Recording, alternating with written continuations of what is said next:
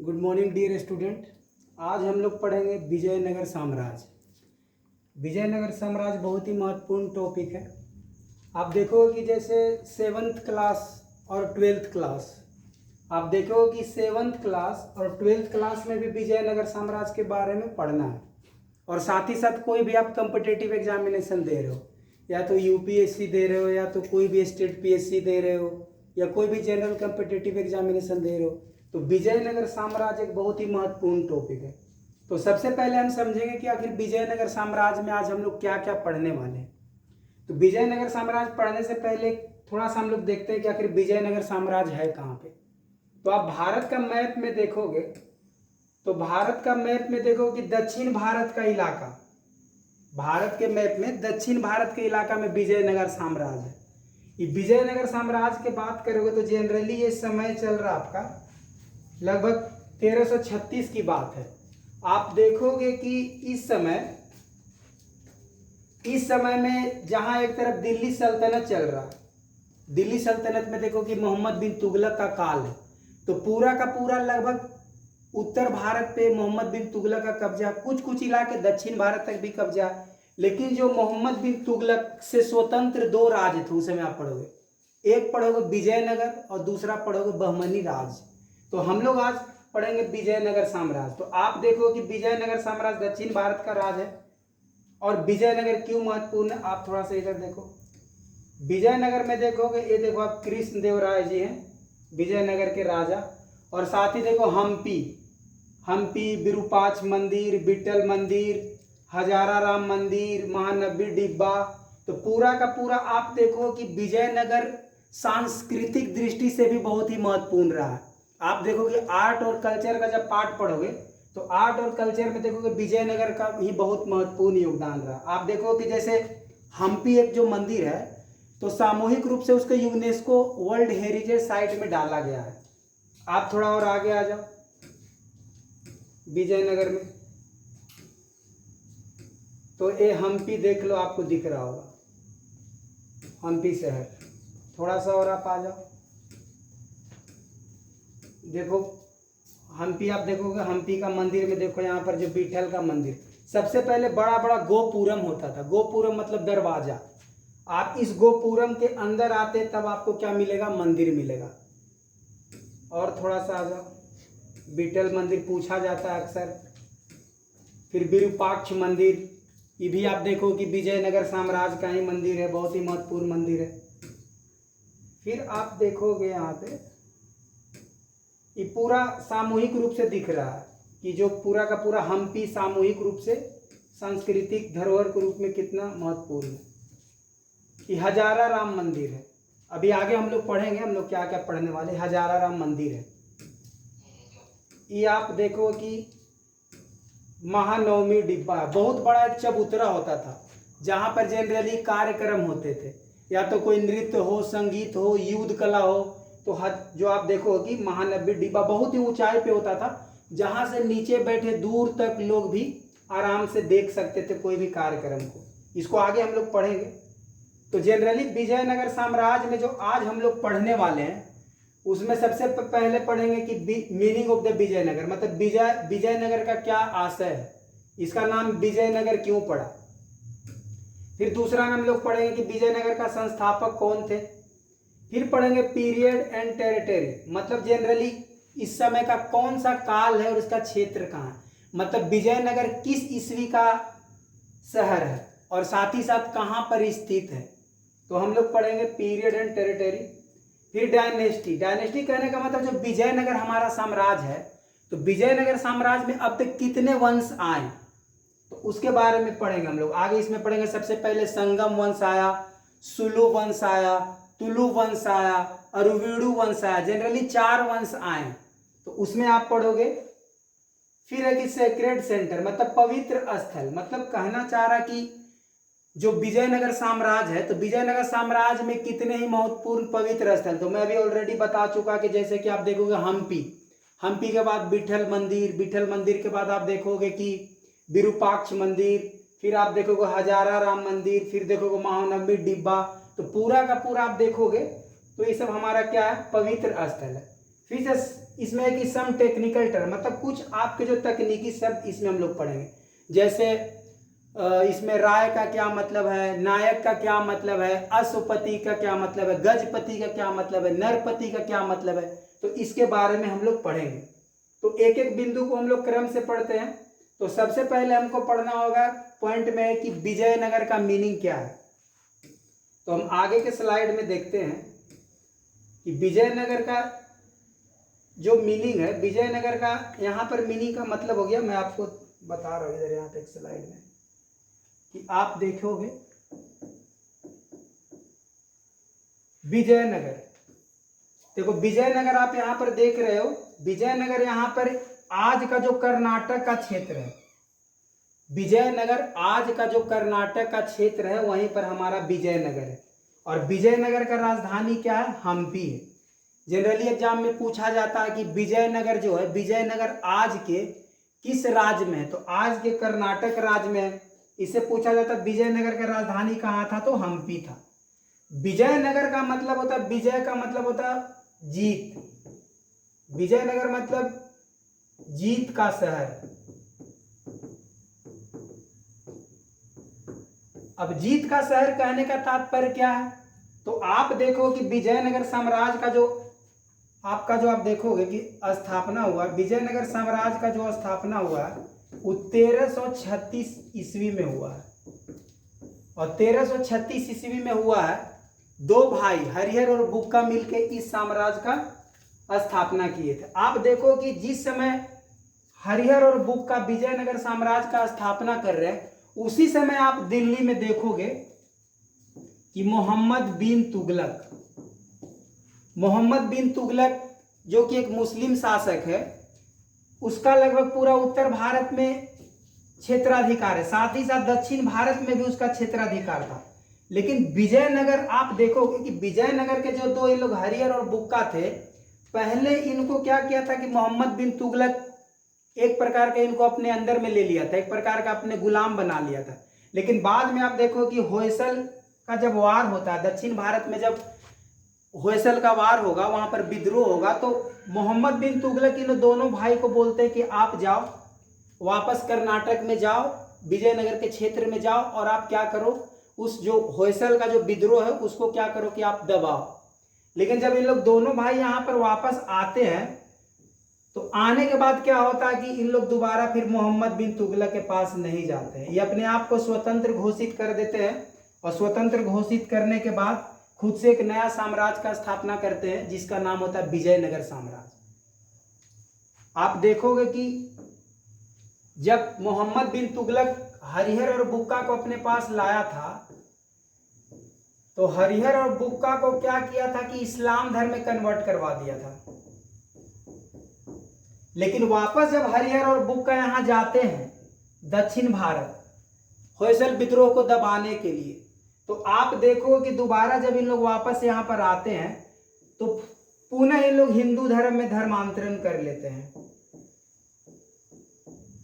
और करने के बाद वापस मोहम्मद बिन तुगलक के जो कंट्रोल से क्या होता है, अपने आप को पूरी तरह से नियंत्रण से स्वतंत्र कर लेते हैं। इसी कारण इसको कहा जाता है जीत का शहर। जनरली ये अपने आप को स्वतंत्र घोषित कर देते हैं। तो आप देखोगे कि इसमें सवाल पूछेगा विजयनगर साम्राज्य का संस्थापक कौन है, तो हरिहर और बुक्का दो भाई हैं, और पूछता कब, तो 1336 ईस्वी में इसका स्थापना हुआ है। साथ ही साथ विजयनगर का राजधानी कहाँ है, तो विजयनगर का राजधानी आप देखो कि हम्पी है। तो बहुत ही महत्वपूर्ण पॉइंट आप इसमें आगे पढ़ोगे। फिर साथ ही साथ इसमें हम लोग तो पढ़ लिए कि विजयनगर का मतलब क्या है, तो विजयनगर का मतलब हम लोग बोले जीत का क्षेत्र। काल और क्षेत्र, काल लगभग 1336 ईस्वी से लेकर आप 1646, 1336 से लेकर 1646 तक आप देखोगे कि विजयनगर साम्राज्य एग्जिस्टेंस में रहा है। इसके बाद इसका क्षेत्र कहाँ देखोगे, तो क्षेत्र पता कि आज का कर्नाटक का इलाका है। हम लोग तो पता चल ही रहा कि विजयनगर का क्षेत्र कहाँ है। विजयनगर का ऐसे भारत का मैप बनाओगे, तो भारत का अगर हम लोग मैप ऐसे बनाते हैं, तो मैप में आप देखोगे कि विजयनगर का इलाका कहाँ है, यहाँ पर है। तो वही इसमें पूछ रहा क्षेत्र कहाँ है, तो क्षेत्र यहाँ पर है जो आज का कर्नाटक है। काल कब है, मतलब इसका समय कब है, तो समय बता दिए 1336 से लेके 1646 तक है। इसके संस्थापक का बात करेंगे तो संस्थापक अभी हम लोग पढ़े हरिहर और बुक्का। फिर इसके बारे में थोड़ा सा पढ़ते हैं कि जब इतना महान जब ये साम्राज्य था तो इसका खोज कब हुआ। तो इसका जनरली क्या हुआ था, जिस तरह हम लोग हड़प्पा सभ्यता पढ़ते हैं तो हड़प्पा सभ्यता में देखे थे एक सभ्यता का पतन हो जाता है, लेकिन बाद में उसमें देखें कि सभ्यता का पतन हो जाता है। इसमें आप देखो कि ईंट के महल, ईंट पकी हुई ईंट का घर, स्नानागार, स्विमिंग पूल वगैरह जिसको बोलते हैं आज के समय में। उसके बाद आप देखोगे अन्नागार, कांस की मूर्तियाँ, टेराकोटे मूर्तियाँ, बहुत सारे मतलब ऊपरी दुर्ग, निचली दुर्ग। आप देखो कि एक हड़प्पा सभ्यता बहुत ही विकसित शहर था, लेकिन उसका पतन हो जाने के कहने का मतलब है क्या, वो शहर अपने आप में क्या हो गया, दब गया। तो उसी प्रकार आप देखो कि विजयनगर भी इसी तरह का साम्राज्य था। आप देख ही रहे हो कि इसमें आप देख ही रहे हो कि जैसे पवित्र स्थल के जैसे हम लोग एग्जाम्पल दिए, जैसे हम्पी का शहर में देखो विरूपाक्ष मंदिर, विट्ठल मंदिर, हजारा राम मंदिर। फिर आप देखो कि जैसे महानवमी डिब्बा, तो बहुत सारे सांस्कृतिक धरोहर थे। तो कहीं ना कहीं इनका भी क्या हो गया था, एक तरह से दब गया था। इनको कोई समझ नहीं पाया था कि हाँ कर्नाटक के क्षेत्र में भी कोई इतना महत्वपूर्ण राज होगा।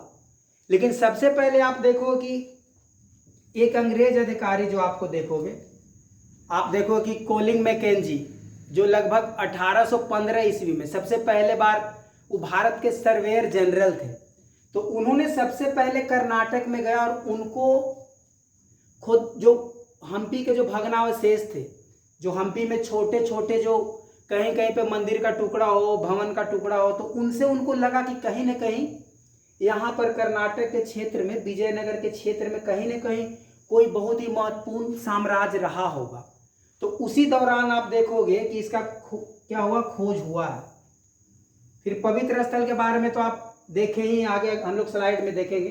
पवित्र स्थल में तो हम लोग ऑलरेडी बात कर चुके हैं, हजारा राम मंदिर हो गया, या फिर आप विट्ठल मंदिर हो गया, या फिर विरूपाक्ष मंदिर हो गया, या महानवमी डिब्बा हो गया।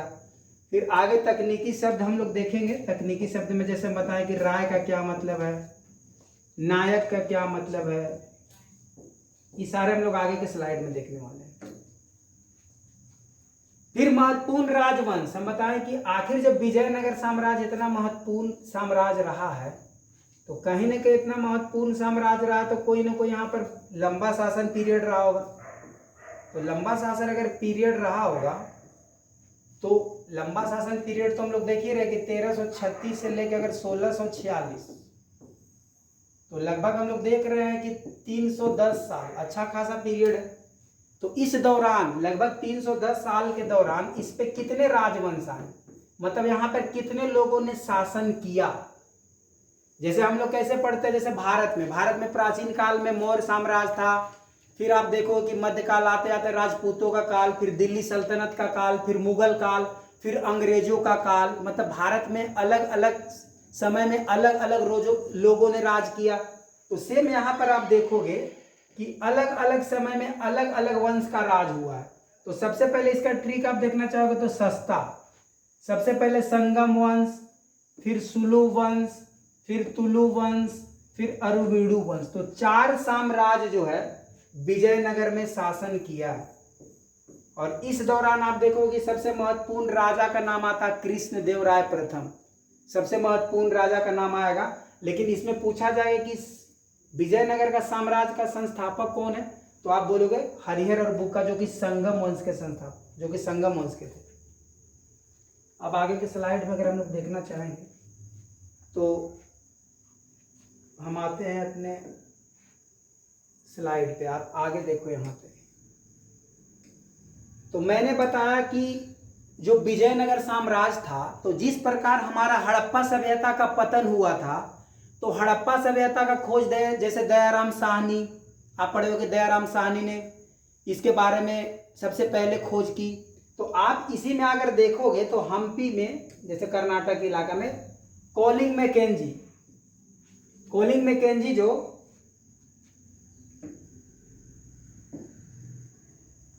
1800 ईस्वी में क्या करते हैं, प्रकाश में लाए। मतलब ये गए कर्नाटक, मतलब विजयनगर के क्षेत्र में, वहाँ पर इनको कुछ मंदिर का, कुछ भवन का कुछ अवशेष मिला, तो इनको लगा कि यार कहीं ना कहीं यहाँ पर एक साम्राज्य रहा होगा। बाद में धीरे धीरे सब प्रकाश में आया, जैसे विरूपाक्ष मंदिर, विट्ठल का मंदिर, आप देखोगे कि महानवमी डिब्बा, बाकी सारा साम्राज्य का खोज बाद में हुआ। तो आप देखोगे कि तो इसमें पूछा जाता है कि भाई सबसे पहले प्रकाश में कब आया, तो 1800 ईस्वी में।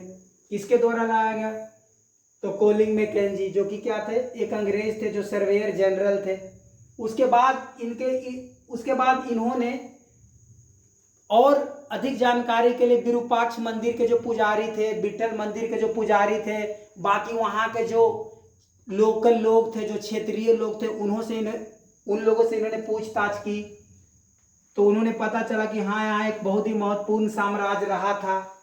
तो इसके बारे में पढ़ोगे। बाकी तेलुगु साहित्य, कन्नड़ साहित्य, तमिल में भी कहीं ना कहीं इस साम्राज्य का जिक्र था। तो एक ही महत्वपूर्ण टॉपिक हो जाता कि विजयनगर साम्राज्य का खोज कैसे हुआ, कैसे पता चला, उसके बारे में। तो आप देखोगे बहुत ही महत्वपूर्ण बिंदु के माध्यम से हम लोग जानेंगे। इसमें पूछा जाता है सबसे पहले हम्पी का खोज कब हुआ, तो 1815 में। जनरली ऑब्जेक्टिव टाइप में क्वेश्चन पूछा जाता है, तो हम लोग बोलेंगे कि 1815 में इसका खोज हुआ। साथ ही बोलेंगे कि किसके द्वारा खोज हुआ, तो बोलता सर्वेयर जनरल कोलिंग मैकेंजी, जो भारत के पहले सर्वेयर जनरल कौन थे, जनरल मैकेंजी, इन्हीं के द्वारा खोज हुआ। फिर बाद में इसी क्रम को, जो इनका खोज का और जो लेखन कला को आगे किसने बढ़ाया, तो अलेक्जेंडर, आप पढ़ोगे ग्रीनलाउ। अलेक्जेंडर ग्रीनलाउ क्या किए, इसको विस्तृत फोटोग्राफी के माध्यम से इसको आगे बढ़ाएं, इनके बारे में सर्वे करते चले गए। फिर आप आगे देखोगे कि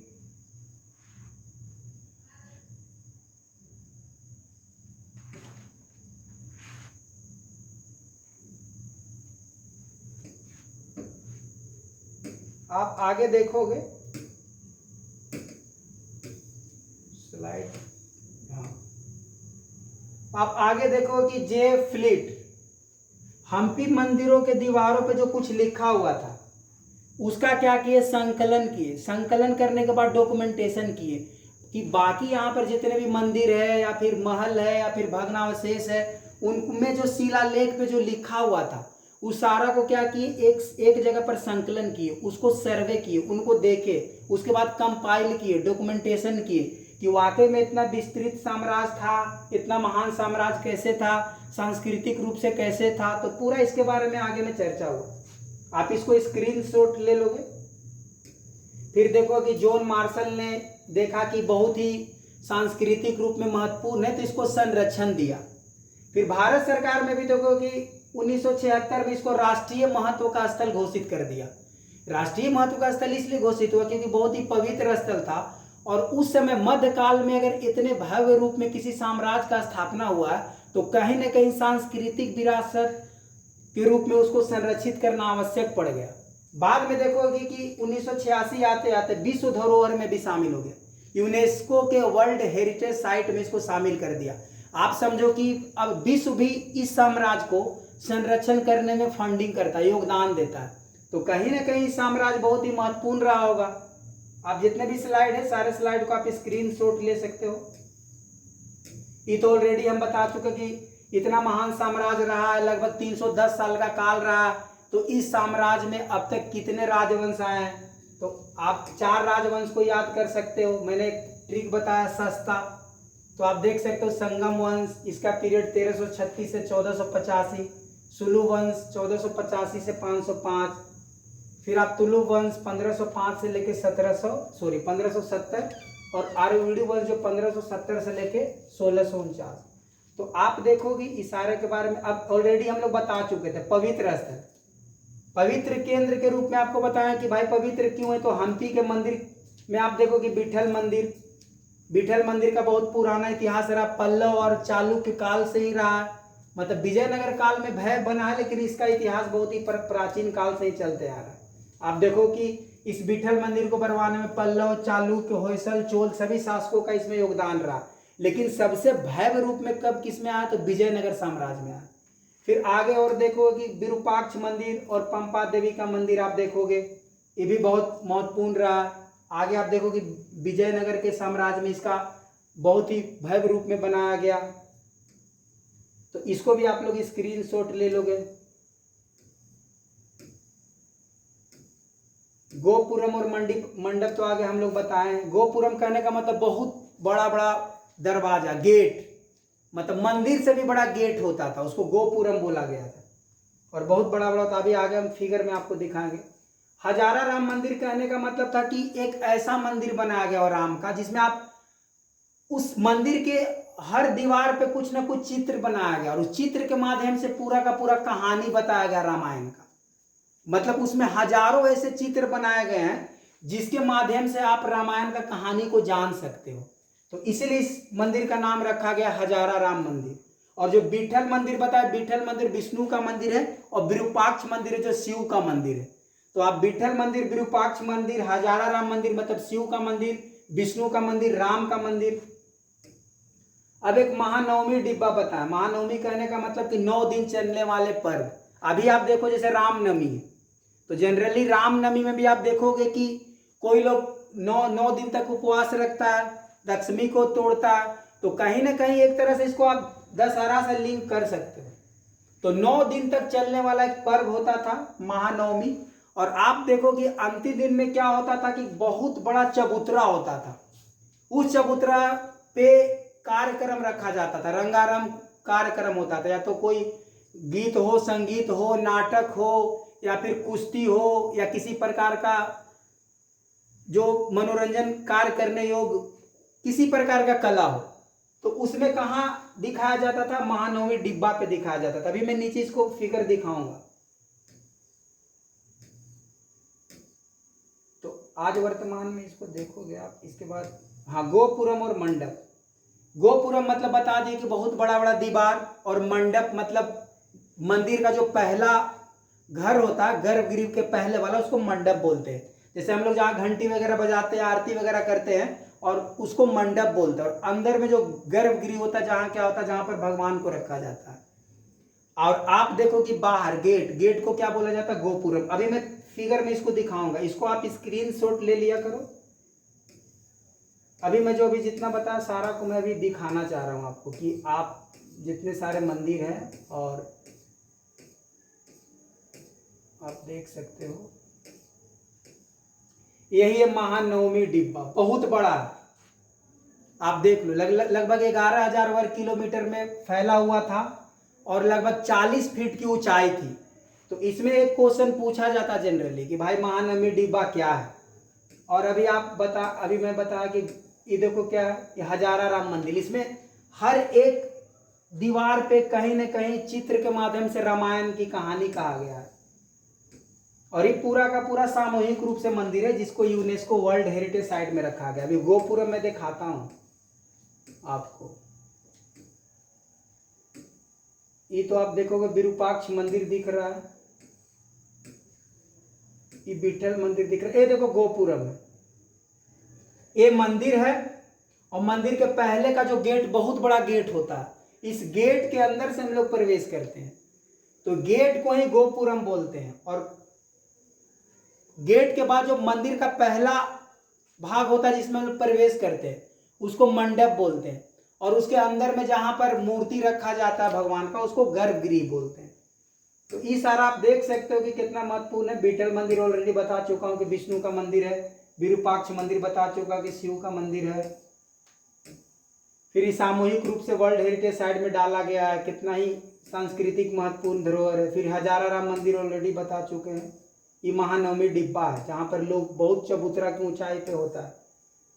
तो लगभग इसमें हम लोग सारा पॉइंट कवर कर लिए हैं कि विजयनगर का मतलब क्या है, जीत का शहर है, इसका संस्थापक कौन है, तो हरिहर और बुक्का है। इसका क्षेत्र हम लोग जान गए कि लगभग कर्नाटक का क्षेत्र है। इसका समय भी जान गए 1336 से 1646। फिर पवित्र स्थल, सेक्रेड सेंटर हम लोग देख ही लेंगे कौन कौन सा रहा है।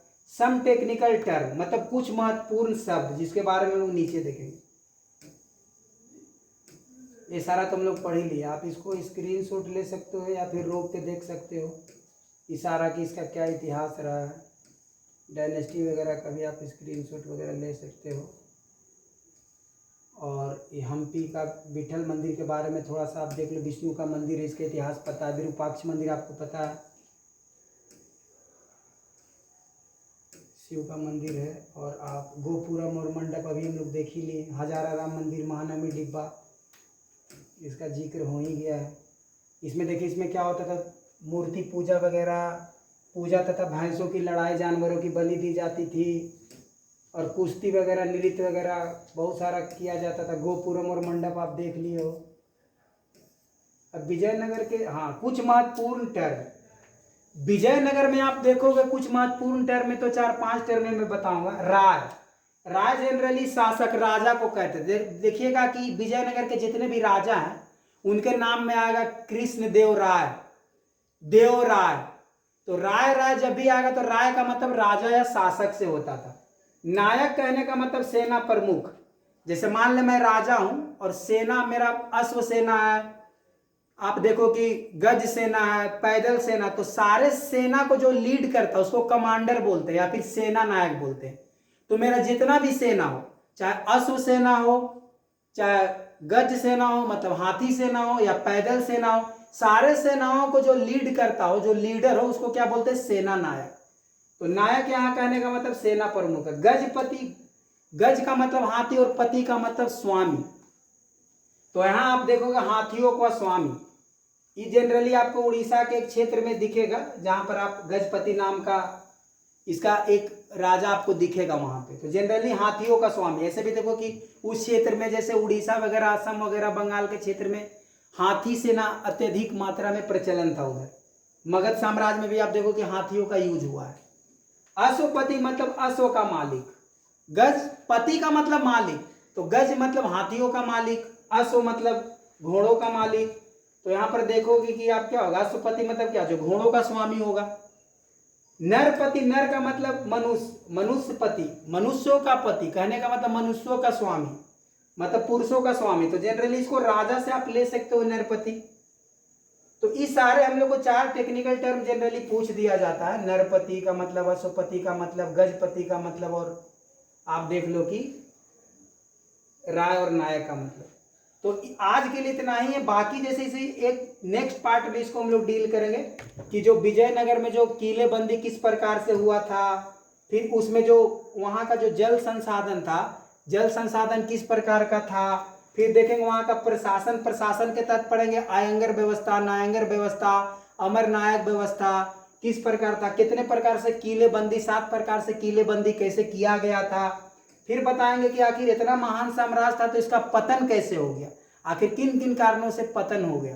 तो ये सब सारे महत्वपूर्ण टॉपिक नेक्स्ट पार्ट में पढ़ेंगे। आज के लिए इतना ही। बहुत बहुत धन्यवाद।